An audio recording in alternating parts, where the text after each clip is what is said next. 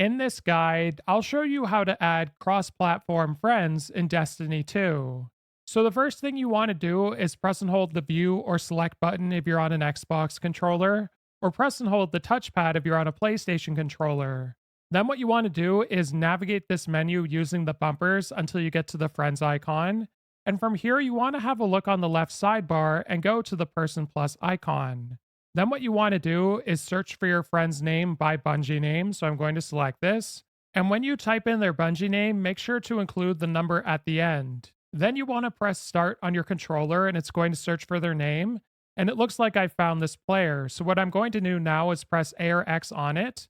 And from here, I'll have the option to send a Bungie friend request. Then it's simply just a matter of waiting for my friend to add me and it'll appear here. And I will be able to click on their name and invite them to the fire team. If this guide was helpful, like and subscribe, and we'll see you in the next one.